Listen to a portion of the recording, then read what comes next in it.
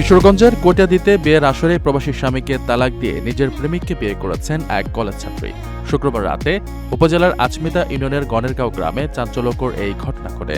পারিবারিকভাবে আয়োজিত এই অনুষ্ঠানে পাকুন্দিয়া প্রবাসী হৃদয় মিয়ার সঙ্গে ৬ লাখ টাকা দেনমোহরে বন্যা আক্তারের বিয়ে সম্পন্ন হয়েছিল। তবে বরযাত্রীদের আপ্যায়ন চলাকালে মাসুদ নামে এক যুবক সেখানে উপস্থিত হয়ে বন্যার সঙ্গে নিজের দীর্ঘ প্রেমের সম্পর্কের প্রমাণ দেখান।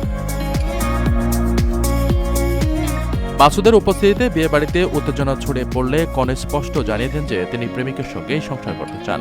উদ্ভূত পরিস্থিতিতে উপস্থিত সবার মধ্যস্থতায় রাতেই প্রবাসী স্বামী হৃদয় মিয়া বন্যাকে তালাক দিয়ে বিবাহ বিচ্ছেদ সম্পন্ন করেন। এরপর রাত ৩:৩০টার দিকে ৪ লাখ টাকা দেনমোহরে প্রেমিক মাসুদ মিয়ার সঙ্গে বন্যার পুনরায় বিয়ে সম্পন্ন হয়। বন্যা আক্তার জানান, পরিবারের চাপে প্রবাসী হৃদয়কে বিয়ে করতে রাজি হলেও শেষ পর্যন্ত তিনি নিজের পছন্দের মানুষের হাত ধরে ঘর বাঁধার সিদ্ধান্ত নেন।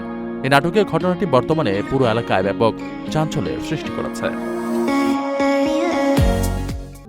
প্রবাসীদের জন্য নির্মাণ হচ্ছে দেশের প্রথম স্মার্ট সিটি, যেখানে থাকছে স্কুল, মসজিদ, হাসপাতাল, সুইমিং পুল, হেলিপ্যাড, পাঠাগার, জিম, সুপারমার্কেট, শিশু পার্ক সহ সকল নাগরিক সুবিধা। মাত্র ৩০ লাখ টাকা বিনিয়োগে মিলছে আকর্ষণীয় ফ্ল্যাট। প্লাটিনাম ইনভেস্টরদের জন্য ঢাকা বিমানবন্দরে ভিআইপি প্রোটোকল সুবিধা।